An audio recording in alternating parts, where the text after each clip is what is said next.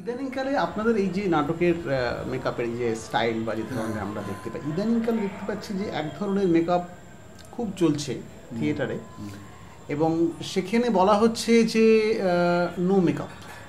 আপনারা যেভাবে মেকআপ করেছেন এতদিন ধরে, সেই ধরনের মেকআপের ব্যবহার ক্রমশ কমে যাচ্ছে। এটার কারণ একটা আছে। কি কারণটা? না, আমি ডিরেক্টর, আমি জানি এতগুলো লোক আসছে, আর্টিস্ট এখন ভীষণ জোরে জোরে ঘুরছে, আর্টিস্ট প্রচুর আছে, আমার ওই লোকটাকে দরকার, ওই লোকটাকে বিনা মেকআপে আমার কলস করতে যাই এমনি নেমে যাবে, যেটা গৌতম হালদার টালদার এইসব ভেবেছে বা ভাবছে যে আমি মেকআপ আর্টিস্ট না গেলেও আমার চলে যাবে, এমনি নেমে যাবে, চলো ওকে ওইভাবে কস্টিউমটা পরিয়ে দিয়ে আর করে এইভাবে কাজ করা যায় ওইতেই, কারণ ওই মুখটা ওই কথাই বলছে, ওই চরিত্রটাই বলছে, এটা একটা। আর একটাকে প্রযুক্ত করা হচ্ছে, একটা বাচ্চাকে বুড়ো করা হচ্ছে, তখন মেকআপের প্রয়োজন হচ্ছে। অল্প বয়সের ছেলেকে বয়স্ক করা হচ্ছে, তখন মেকআপের প্রয়োজন। আর যখন দেখছে এই আর্টিস্ট বা অনেক ধরনের ঘুরে বেড়াচ্ছে বা কাজের জন্য করছে, সব ডিরেক্টরের দোরগোড়ায় যাচ্ছে, ডিরেক্টরের মাথায় আছে যে এই বইটার অমুক চরিত্র এই লোকটাকে দিয়ে হবে, অতএব তাকে চয়েস করো, তাকে তুলে নাও, তো তাকে নিয়ে গিয়ে রিহার্সাল দেওয়াচ্ছে এবং করাচ্ছে, তাতে বিনা মেকআপেও চলে যায়। আর একটা কথা কি, লোকের অভাব, কাজের মানুষের অভাব।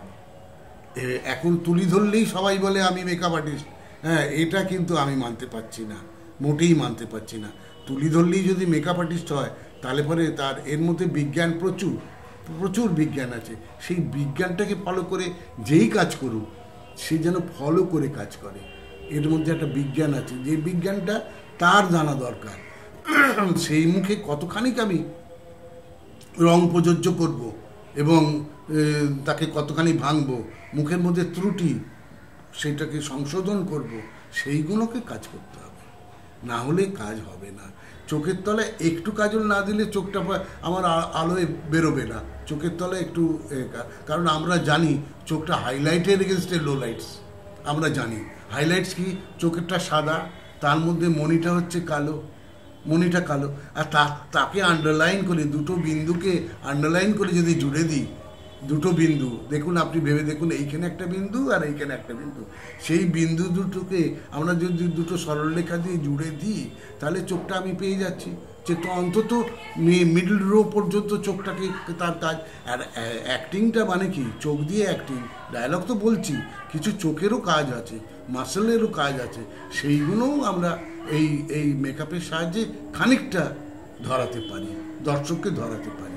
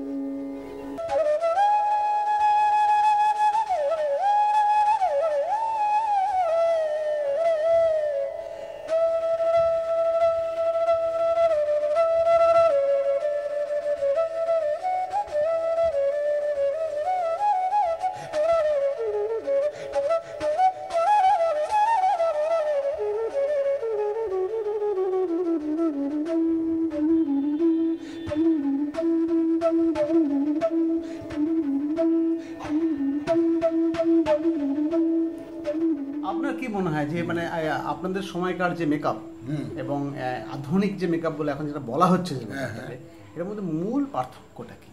পার্থক্যের জায়গাটা কোথায়? আধুনিকের সঙ্গে এখনকার মেকআপ হচ্ছে কি অল্প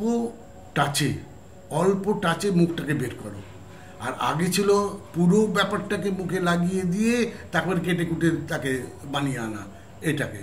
এখন অল্প টাচে কোনকে মুখের ভেতরে একটা স্কাল আছে, সেই স্কালটাকে আমি যদি ওয়াচ করতে পারি, হ্যাঁ প্রত্যেকের মুখ তো সমান নয়, সেই ওয়াচ যদি করতে পারি আমি সেই জায়গায় রং দেবো, সেই জায়গায় রং দেবো। আননেসেসারি আর উল্টো পাল্টা জায়গায় রং দিয়ে আমার কোনো লাভ নেই। হ্যাঁ সেই জায়গায় সেই মুখটাকে এমফাসিস বার করব, সেটার জন্যই অল্প।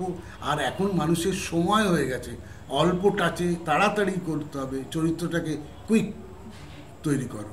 একটা নাটকে 30 জন চরিত্র, হ্যাঁ হাতে টাইম পাচ্ছি 2 ঘন্টা, 4টে আরম্ভ যদি ঢোকে 6:30টার মধ্যে বই, 2 ঘন্টার মধ্যে ওকে কমপ্লিট করতে হবে 30 জন চরিত্র।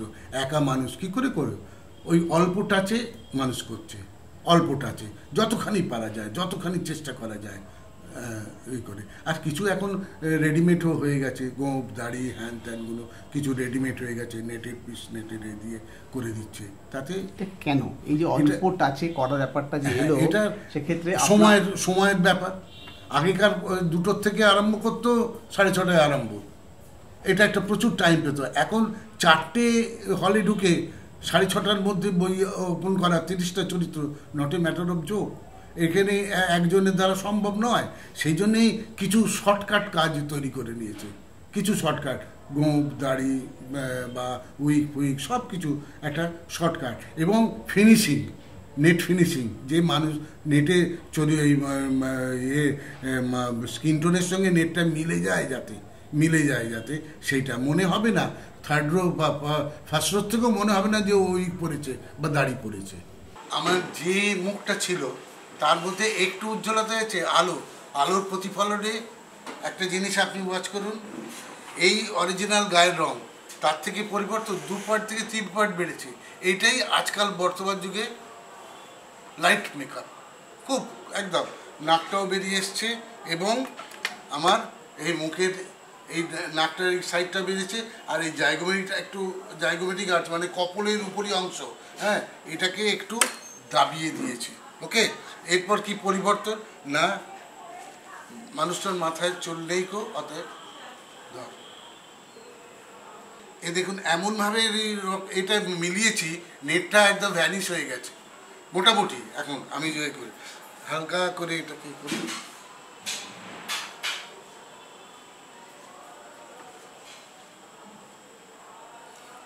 এই সেই উত্তলদার কাছ থেকে শিখেছি, জল দিয়ে টাচ।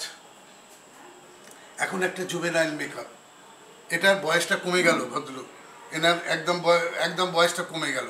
হ্যাঁ, এরপর এটাকে একটা চরিত্রে নিয়ে যাব, একটা চরিত্রে, ধরুন একটা চরিত্র, সেই চরিত্রটা কি না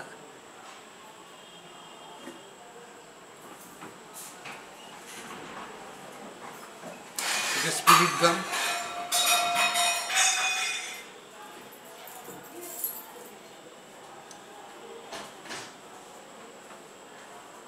নেটের দাড়ির কথা বলেছিলাম,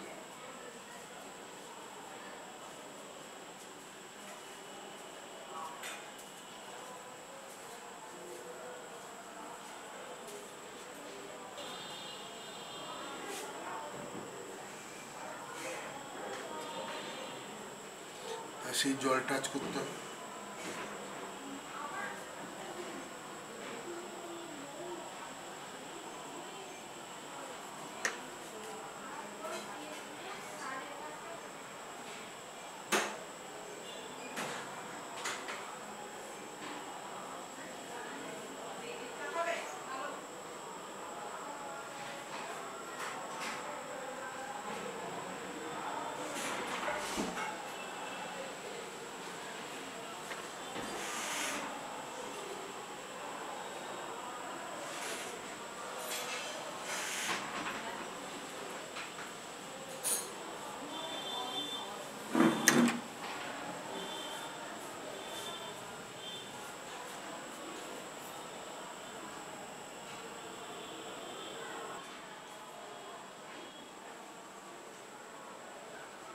এবার দেখুন ইনি পরিবর্তন হয়েছেন, কতক্ষণ লাগলো।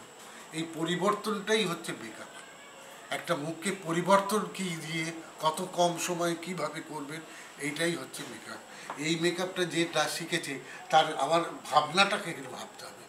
এই ভাবনাটা আমি একে এরপর কি করব, এরপর কি করব, এরপর কি করব, এটা এবার দেখে দিন। এবার দূর থেকে তো পাবে, দূর থেকে যে এখানটাকে পুরো মিলে গেছে। এখন দেখুন তো হয়েছে কিনা। না কিন্তু একটা কথা বলবো, ভূপতি, চারুবইয়ের ভূপতি, হ্যাঁ। ভূপতির চরিত্রটা আমি পেয়েছি। এখন দর্শকের সামনে যদি উনি দাঁড়ান, হ্যাঁ, এক লহমায় ও জেনে নেবে ইট ইজ ভূপতি, এটাই ভূপতি। তখন আর আলাদা সমালোচনার বস্তু হবে না। সমালোচনা হলেই পরে বলে এই জায়গাটা কম, অমুক জায়গা কম, তমুক জায়গা কম, এইসব বলার সুযোগটাকে যেন না হয়, এইটাই হচ্ছে